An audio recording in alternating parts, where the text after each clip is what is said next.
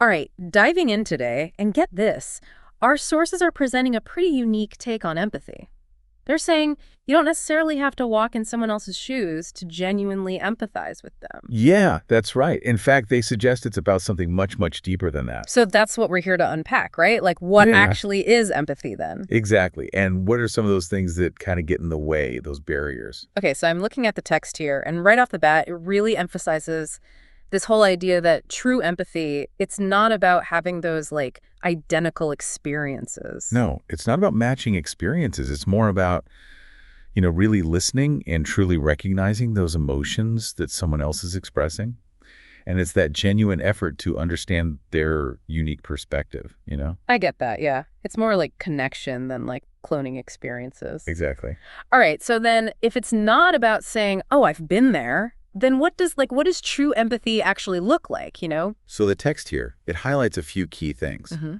Attentiveness, compassion, and this willingness to step outside your own viewpoint. Okay. Yeah. And they give a really powerful example saying you don't have to have personally lost a loved one Right. to recognize the profound sorrow that someone else might be feeling at that moment. It's not about having that exact shared history, but it's about truly acknowledging their pain. Okay, that totally makes sense. But, the sources also point out kind of a darker side to this, where Yeah. people actually refuse to understand. Yeah, and what's really interesting here is how the text frames this. It says that sometimes, some people might use their lack of personal experience as this, excuse to just dismiss others' feelings completely. Mm. And so it becomes more than just, a gap in understanding.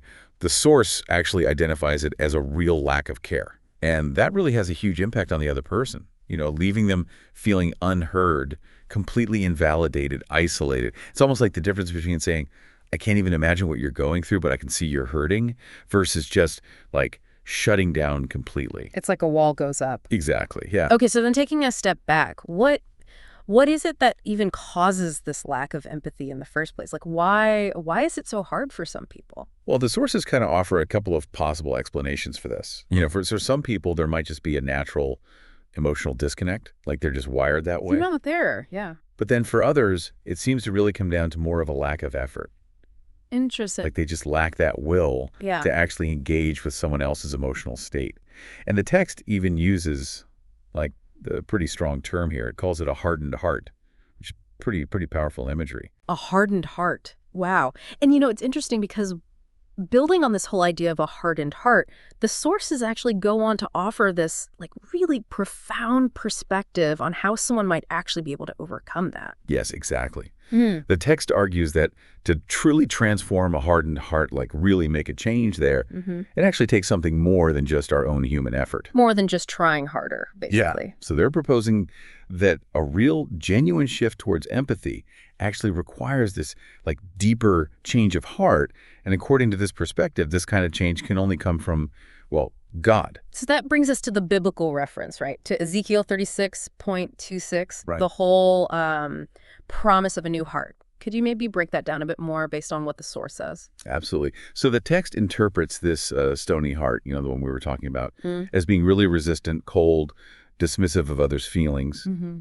And then in stark contrast, it presents the promised heart of flesh as being tender, receptive, open to understanding, really wanting to connect. Mm. It's like this, really powerful image of that kind of internal change that the source believes is necessary for true empathy. Okay, so just to make sure I'm following, the text is saying that while we can absolutely try to be kinder, more attentive, better listeners, all on our own, Right. true empathy, the kind that really changes us, might require something beyond just our own willpower.